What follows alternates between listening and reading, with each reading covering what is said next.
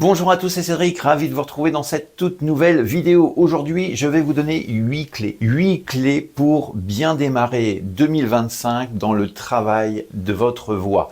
L'année vient de se terminer, 2024 vient de passer, vous avez réalisé peut-être plein de choses avec votre voix, vous avez travaillé d'une certaine manière, peut-être que vous êtes content, mécontent, etc. Peut-être que vous avez perdu un peu le fil de savoir ce qu'il faut mettre en place pour chanter plus librement et se faire plaisir en chantant. Et c'est ce que je vais essayer de faire avec vous aujourd'hui en vous donnant 8 clés essentielles pour bien démarrer cette nouvelle année pour votre voix. Si c'est la première fois que vous arrivez ici sur cette chaîne, moi je me présente, je m'appelle Cédric, je suis coach vocal. Mon métier, c'est d'accompagner les chanteurs dans le développement de leur voix pour qu'ils puissent se faire plaisir simplement en chantant. Parce que chanter, c'est un vrai sport et ça demande de la discipline, de la motivation bien sûr, de la rigueur et surtout beaucoup de passion. Alors si tout ce qui a un rapport avec le chant, c'est quelque chose qui te passionne justement, eh bien tu peux t'abonner sur cette chaîne et déclencher la petite cloche qui est juste à côté. Et puis bien sûr, partager par exemple cette vidéo pour toutes les personnes que tu connais qui aiment chanter et puis qui aimeraient un petit peu apporter un petit truc en plus pour leur voix.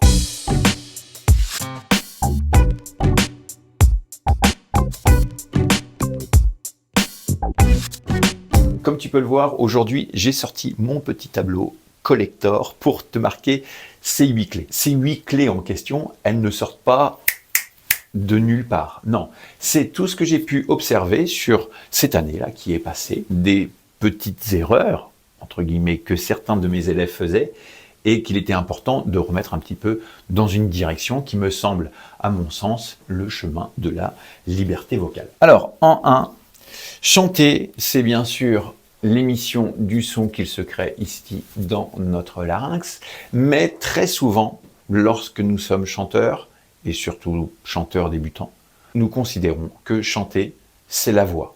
Ok, la voix, super, mais nous sommes un instrument complet.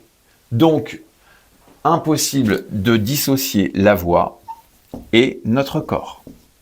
Ça, c'est le premier point. Je trouve que c'est important. Notre instrument et la globalité de notre corps. Si vous êtes en train de chanter et que vous avez la sensation d'être que ici, ça ne fonctionne pas.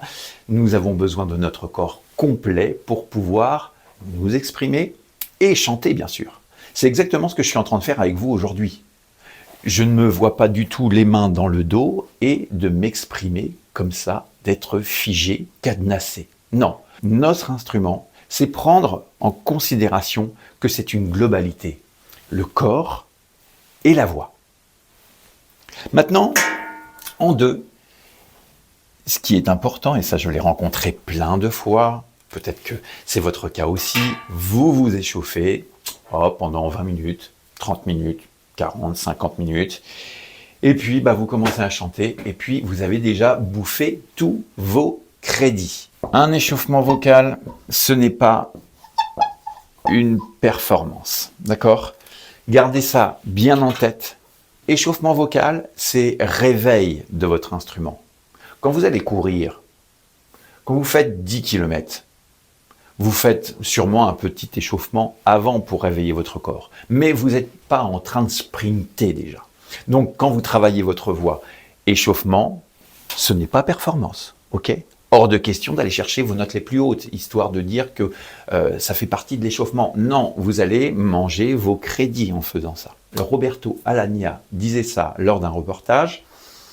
Au bout de 2 heures, la voix se fatigue. Et il dit ça en étant un performeur. D'accord? Donc, imaginons que vous soyez débutant. Il est fort probable qu'au bout d'une demi-heure, vous soyez grillé, fatigué.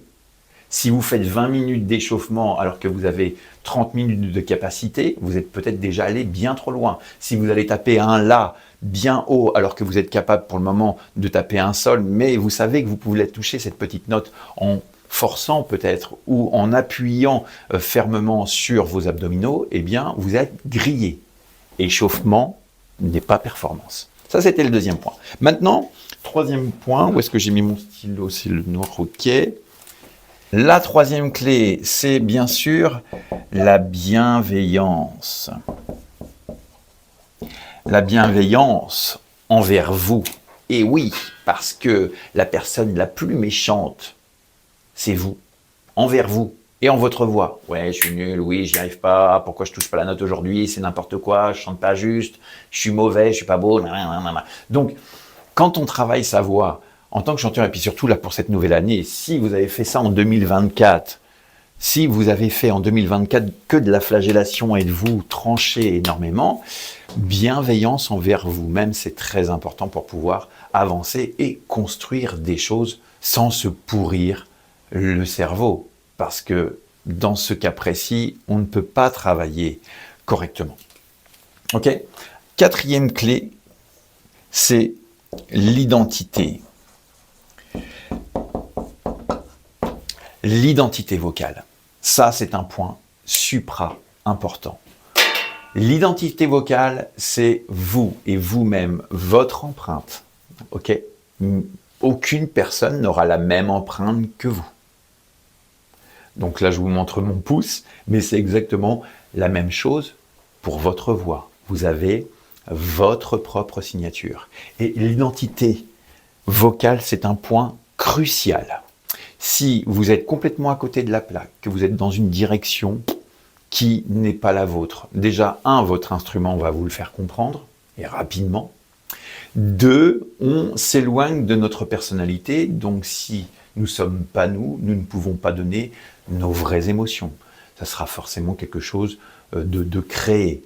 Okay, on sait bien que chanter, c'est une émotion, de la technique vocale pour ceux qui le travaillent et puis qui arrivent à le développer, mais c'est avant tout une émotion vraie. Donc, l'identité vocale, ça c'est important. Je sais, pour certains, c'est compliqué de la trouver, dans quelle direction je vais, qu'est-ce qu'il faut que je fasse. Eh bien là, c'est un point intéressant qu'il faut travailler avec un coach vocal pour vous aider à démêler les choses, mieux comprendre, parce qu'on ne peut pas toujours tout comprendre tout seul.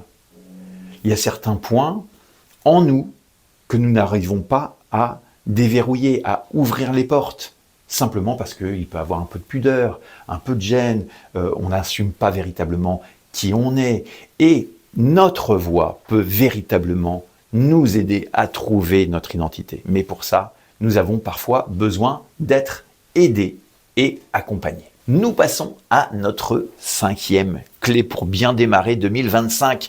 Pour le travail de votre voix, c'est se fixer des objectifs réalistes tout le long de l'année. Vous allez peut-être tenir un cahier, peut-être que vous allez voir des choses avec votre coach, il faut que je fasse ci, il faut que je fasse ça, etc. Moi, ce que je vous conseille, c'est que ça soit vraiment à votre portée. Imaginons que vous avez 0 capacité, pas bon en rythme, pas bon en justesse, pas bon en grand-chose. Et que 2 mois plus tard, vous vous dites, bah voilà, moi je veux chanter comme Céline Dion. Eh bien, il est fort probable que ça ne soit pas possible. Peut-être que oui, on ne sait pas, hein, je ne vous connais pas. Mais ça, ce n'est pas un objectif réaliste. Il serait peut-être bon, par exemple, de revenir sur une chanson basique, une comptine qu'on faisait quand on était enfant, pour déjà avoir ce phénomène de chansons qu'on connaît. Et que nous puissions, au fur et à mesure, travailler notre voix pour la chanter correctement, en rythme et avec de la justesse. Et puis, pouf, passer ensuite à l'étape suivante. Alors oui, bien sûr, ça va peut-être pas mettre 2 mois, peut-être qu'il faudra une petite année pour mettre des choses en place. Le chant, je le répète, c'est un sport, donc ça demande de la rigueur et puis surtout une passion en continu. Okay, 1000 personnes ont des objectifs totalement différents. Essayez de trouver ou faites-vous aider pour trouver ces objectifs avec votre coach vocal pour qu'il mette en place un programme personnalisé pour vous si vous avez des difficultés à vous fixer des objectifs cohérents. Bon, j'ai effacé ça maintenant. Paf. Pouf. La 6e clé. Hop. Hop. Ça va être... Ah bah ça y est, mon stylo ne marche plus. Forcément. Ça va être l'écoute. Pourquoi ? Parce que si vous n'écoutez pas votre instrument, il est fort probable que vous fassiez mal. Donc, votre instrument sera vous dire si vous travaillez correctement ou pas.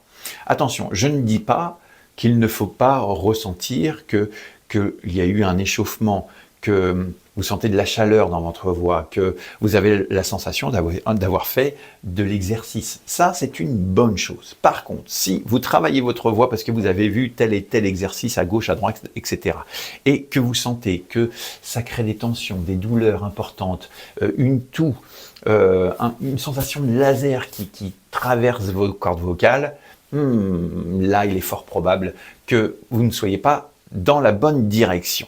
Même chose, si vous vous réveillez le lendemain et que d'un seul coup, vous avez de la dysphonie. Dysphonie veut dire des zones de votre voix où il n'y a plus de son. Eh bien, il est fort probable que vous êtes allé un peu trop loin la veille.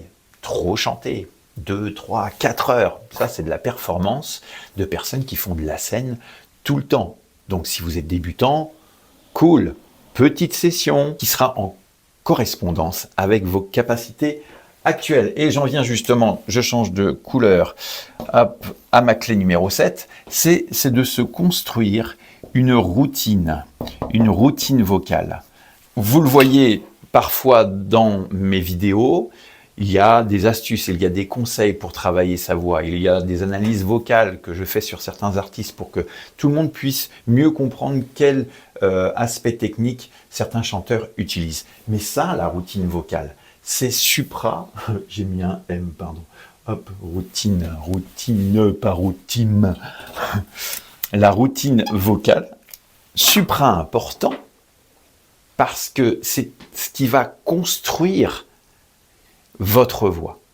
C'est comme ça que vous allez pouvoir, comme je le disais tout à l'heure, empiler vos petites briques pour pouvoir évoluer. La voix, c'est un instrument qui demande de la répétition, une rengaine. C'est pour ça que je parle de routine vocale. Nous avons besoin d'installer des habitudes, que notre cerveau puisse mémoriser le bon geste vocal grâce à la répétition.